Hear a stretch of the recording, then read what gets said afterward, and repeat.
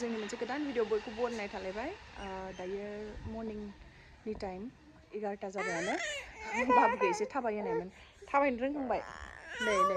बोराबगासिनो बामनायनि गाहायाव ओंखारनो नायलांबाय थादो होमबा जोंनि भिडिअखौ जोबजासे देरबायहाय दुस्थ' जाबाय देरनानै बिराद दुस्थ' जाबाय दानिया खोथा मानिला अख्रा जाबाय दुस्थ' खामानिल' मावबाय थायो हायाव गेलेनो नागिरो हायावल' ओंखारनो नागिरो पाक्कायाव दोनबा पाक्कायावबो गेलेबावा हायावल' भिडिअखौ आङो सानसे जों बाद होनानै होगोन साननायमोन खिन्थु बेकेदिन लानायानो जायाखैमोन भिडिअआ बाबुआबो देहाया मोजां नङामोन नालाय गगा मोननाय गुजुनाय जाबाय थादोंमोन ओमफ्राय गेजेराव लोमजाबायबो हजोंनिफ्राय फैनानै बेहा एसे जालु जाला जाबाय थादों बेनि थाखायनो माने बिदि डेलि लानो हायाखै आरो ब्लगखौ सानथामजों सानब्रैजों खेबसे बेबायदि होनाय जादों ट्राइ खालायगोन आङो एसे थाब होनो भिडिअखौ आरो जायफोर जोंनि नायगिरि जोंनि भिडिअखौ नायनानै मोजां मोनो बिसोरो लाइक शेयार आरो साबस्क्राइबबो खालायबानो जाबाय नायलांबाय थादो होमबा कियाना माबाफोर होनो ना होनलाय होना कियाना होना कियान मानो बोराबदों मा जादों ओंखारनो नै गगाया दाबो फेफे फुफुसो देरबाय मामा नायहैनायानो आं दहाय माबा आंनि मालाखौसो दांबाय थालायबाय आंनि खोमानिखौ बहन नागिरबाय थायो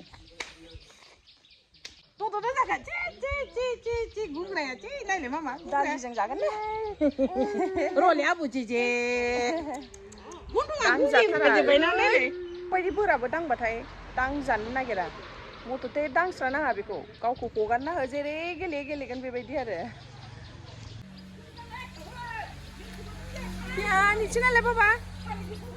बिबार खानो नागिरदों नै कियाना बिराद गोरों कियान इसे नायलाय फै नै कियाना गोदान बोसोरनि न' साफा खालामनो नागिरदों देलाय थाबायलाय बाबा इलाय हुदि कियाना खामानि रोंजोब्बायहाय थाबायनोबो रोंबाय दाङा बाबा जेखौ दाङा गाहायनिखौ दाङा इसे नायलाय दे ये थाबायनो रोंबाय जागासिनो नै कियाननि ओंखामा नै बान्दा कबि मटर ओमफ्राय ओंखाम आरो सोर नांबावगोनो र' बाबा आं बासिना होगोन र' मटर जानोनो मटर आय' आबौ सना आबौआबो जाखांबाय माम कियानाबो जागासिनो जा बाबा जा मटरखौ मोजां मोनसिदों र' जागासिनो कियाना नायलाय बिराद रोंबाय कियाना पा दे आरोबाव गावसो खनना जादों दे दाउआबो दंफैलायबाय आद' नै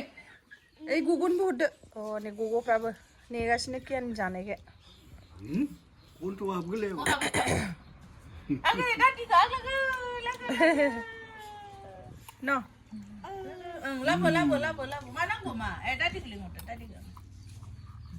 लोगोफोर नै दायो मोनासि जालायबाय मोनासि जानानै आरो भिडिअखौ स्टार्ट खालायनो सानबाय आङो दिनै 31st of डिसेम्बर नालाय लास्ट इयार 2024नि बिनिखाय जोंहा स्पेशल खाना बानायनो नागिरदों बेखौनो एसे देखायलांनोसै आं नायबाय थादो दहाय आङो फुङावल'सो लानाय जाबाय बेलासियाव लायासै दायो नै टाइमा जाबाय 6टा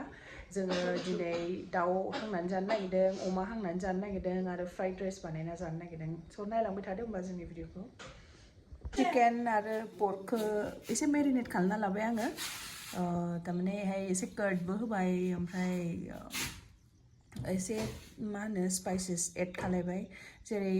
गरम मस्ला ओमफ्राय जिरा पाउडार हालदि एसे होबाय ओमफ्राय कर्डबो होदों आङो बेनि उनाव बानलु सामब्राम गुफुर हाइजें देनाय बेफोरखौ गासिबो मिक्स खालायजोब्बाय ओमफ्राय दा लास्टाव बेखौ हांनोसै आरो ओमफ्राय मोनसेया जाहैबाय मोनसे आइटेम एकदम गगा दाख्लै न'आव थांनायमोन बियो 27आव न'निफ्राय फैनानै मानसियानो गगा हामनोनो रोंला किबा करिसे सफैनाय फरिसे सागे हरत गय बेरायहैदों दां साला ओंखायनो बिराद गगा मोनदों ना मासो गाननानै थानांदो तारमाने बाबुहाबो गगा जागासिनो ना बेफोरो थाब सनो आरो बाबुखौ लाबाय थानाय जायो नालाय बियो ओरैनो एकदम खुनुरुखुमसो एसे हामदों बाबुआबो दाबो दंबावोसो जोंना फ्राइड राइसआ रेडि जाबाय मा होनो वेज फ्राइड राइस ओमफ्राय चिकेन ग्रेभियाबो मोनबाय दायो खालि सावनायाल'सो मेरिनेट खालामना दोनदों नैबे नाया ओमफ्राय नैबेयो दाउबो दङ अमाबो दङ बे मेरिनेट खालामनाय एसे गासिबो सावना जाजोबसै दिनै बिराद लेट जाबाय नै फ्राइड राइस आरो बे चिकेन ग्रेभि संनायावनो 1.5 घन्टा लाबाय दायो टाइमा 7:30 जाबाय 8टा जालायलायसिगोन दायो हांहोलांसै बेदरखौ सावनो रेडि जाबाय एकदम अरखिया रोहो होनोसैनो लाबोजोबखाबाय स्टार्ट जाबाय सावनाया नैबे चान्दाना नैबे अमा बेदर आरो नैबे बयलार फिसाया बयलार आरो जि रोहोखा नालाय अरा नै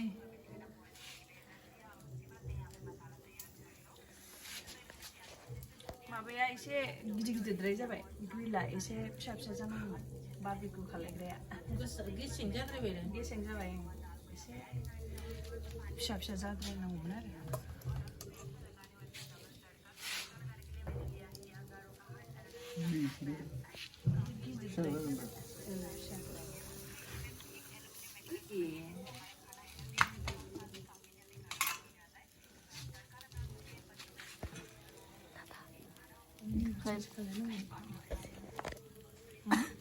सबकेल' मस्ल' आगत गाबोसो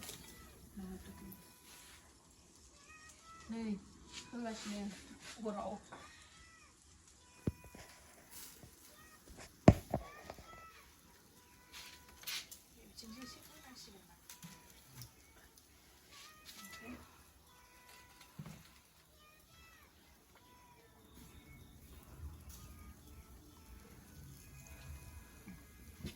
स्मोकी फ्लेवर फैगोन माने उखुन्दैबो ओंखारदों नालाय ओंखायनो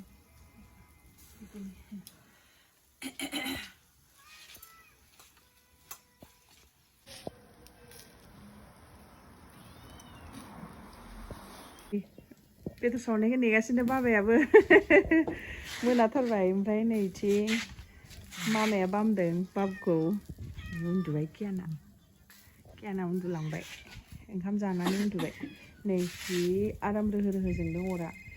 पुरा उखुन्दैबो ओंखारबाय थादों नालाय स्मोकी फ्लेवर होसिगोन आरो लोगोफोर आङो तारमाने भइस अभारसो होनांगौ जाबाय बेखिनियाव आङो जेबो रायलायनाय जायासै आरो जोङो जानायखौबो देखायनाय जायासै